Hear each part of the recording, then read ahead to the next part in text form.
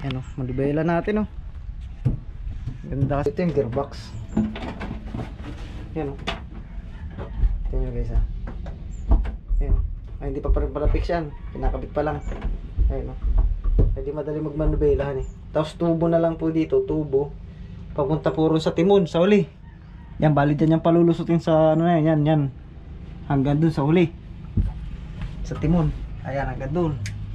Ayan po yung pwesto ng timon natin sa labas. Ayan o. So yung inililinya nilang hose, papunta po yun dun sa water cooling. Ito po yung water cooling natin o. Yan. Ayo, what's up guys? Magandang tanghali na sa inyo. Ayan, so yan na po yung ating bangka. Ayan, pasilip ulit. Pasilip ulit sa inyo. Ayan. Yan na yung buka. Tsaka pala yan ay hose nung tambutso nung bangka ni Kasuyo. Ayan guys oh. Pero hindi pa ito tapos. Baka isang araw pa ito. Extra ulit ni Tatay isang araw. May babahan pa ito dito guys eh. Tsaka yung dito yung water break. Ganon din sa ulian. So ito yung ginagawa lang ni Tatay pagka bakante siya dun sa kay Kasuyo. Eh last part na yung ginagawa dun ni Tatay, yung sa manibela. Parin ko naman ay last din na niya dun. So dito mapupukusan na niya. So bali ito ay ginagawa na natin ng 5 araw. Yan, 5 araw siya pero paputol-putol. Kumbaga hindi straight na 5 araw po ha. Kumbaga ini-extra lang. Pero naka 5 days yan. Ganyan na itsura niya. Ayun o, biruin nyo. So isang araw pa, so bali 6 na araw sakali. Tapos tayo na magtatapos nito guys. Yung mga pintura. Tayo na bala pintura na ito. Tsaka masilya. Ilalim. At itong labas, mamasilyahan natin yan. Itong mga ganito, try nating masilyahan. Dapat sana ang pagmamasilyahan nito guys is bago ikabit. Eh kaya lang talagang nawalan tayo ng panahon dito. At doon tayo nagpokus sa malaki. So hindi naman trabaho ng karpintero yung masilya na ito. Ay pwede rin naman patrabaho natin sa kanya pag masilya. Kaya lang dagdag araw yun, syempre. So mahahagaran tayo ng bayad pagka ganun.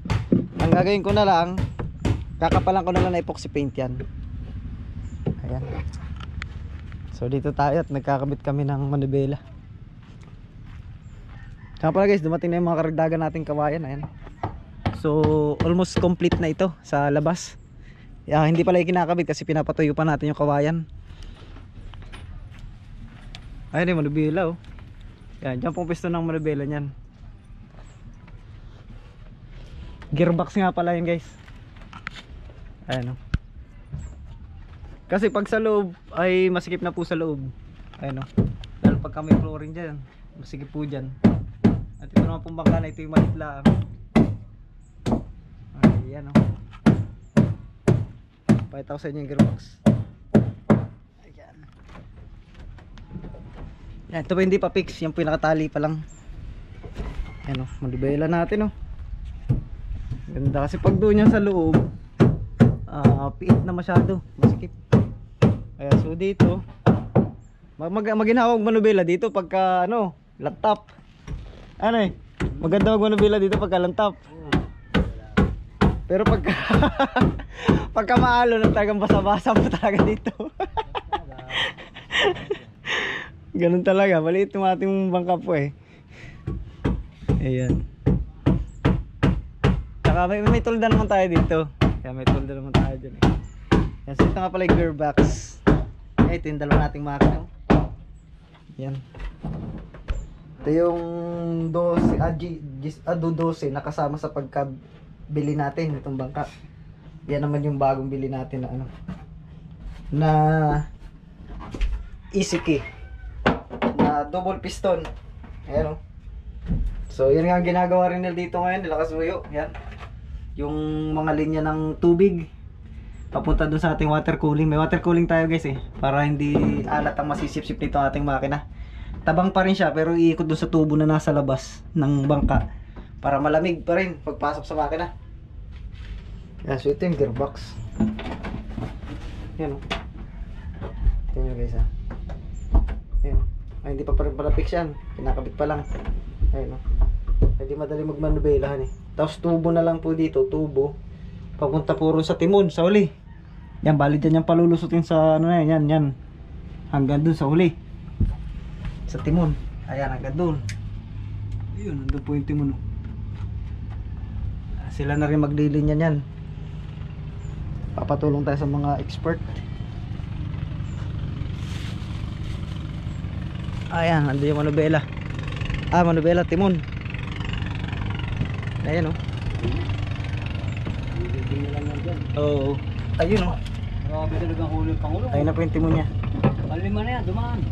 Pangulong? Oo, palima yan. Oh, marami pang palakaya ngayon, eh. Mura na isla yan, daming pangulong, eh. Pangulong dumating. Ang huli yan, oh. dami. Andrea, kargado dito. Kargado rin, Andrea. Sila Chad yata yun. Mura naman yan.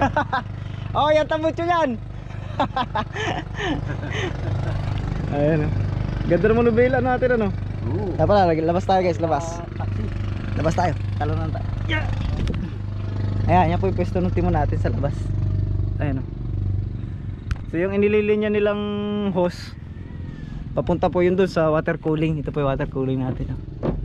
Yan. Papunta sa makina.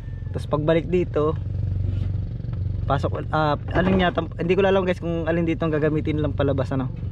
Basta't pasok nito labas sa makina, dito ang daan. Tapos pasok ulit sa makina. Yun. Ang ganda niya. Nakababad kasi ito sa tubig para nababawasan yung init ng tubig na pumapasok sa makina. Yun. Ayos. Ganda na yung manubela natin, oh. Ito nga pala yung palangoy natin, guys. Sabi ko sa inyo, kompleto na. Ayun, oh. Yan po yung 2 piraso lang. Bali pinutol na po nila sa tamang sukat. Pero awa ko kung ano nakakabit namin, 2 o 1 lang. Kasi laki na masyado, eh, oh. Eh, malit lang naman yung bangka natin. Ayan. Siguro ko baka 1 piraso lang mailagay namin. Pero itong malaki-laki, ito siguro sa bandang puno. Ayan, oh. Hindi pa lang kinakayas, guys. Medyo papatuyin pa namin ng konti. Baka bukas pwede na to. Pati yung iba natin dasag, di pa nakakabit yan. Pero kompleto na yan. Ayan, oh. Kompleto na tayo dito sa mga panlabas natin. Yung sa loob na lang talaga ang kailangan natin sikasuhin. Tsaka yung bodega pala, ipapapiber pa natin yung bodega. So isang araw lang, wala pa daw isang araw yan pagpapiber. Ayan, guys, medyo tuyo-tuyo na. Siguro ko bukas pwede natin kabit. Kasi kailangan tuyo. Kasi pagka katab mo nito, tuyo. Pagka hindi tuyo, kukupis pa po yan, ilulog po yung mga tali natin. Yan, yun po ang hinihintay nang natin. So kaya lang naman problema namin naging, kaya po kami kinapos ng kawayan dahil sa yung palangoy po natin, eh nagkulang po ng supply dito. Ang dami pong nagpalit ng kawayan. Kaya naubusan ho kami ng kawayan. So buti kahapon may dumating, nakakuha kami. Ito namang mga ganitong kawayan, guys, is dito lang naman sa may amin din. Yan, kaya madali lang makakuha yan. Ayan, oh. Formado na po yung bangka ng Team Kasuyo. Ayan, oh. Ang ganda mo na bela.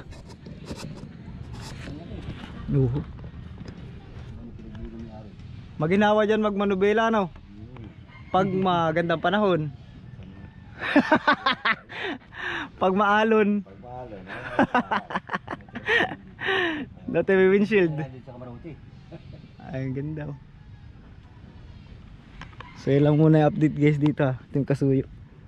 Ayan. So kung paano ikinabit yan tsaka maproseso, eh kay Kasuyo nyo na po mapapanood yun. Siya nga pala doon sa nag-comment sa akin na kunan ko daw lahat ng aspeto nitong bangka pagkatapos. At parang kukopyahin daw niya yata, pagagaya niya sa kanyang karpentero itong bangka na to. Sige po, basta kompleto, ikutan po natin yan. At kung ano yung rudang ginamit namin dyan, kung anong haba. Ayan. Actually sa unahan dapat floater din, ganito. Kaya lang kinapos kami ng budget. Tsaka nagmamadali rin talaga kami para makalaot. Kaya hindi na namin ginawa floater. So ginawa na lang namin na binisaya din. Ayan. So ilang muna, guys, update ha. Standby lang muna kayo.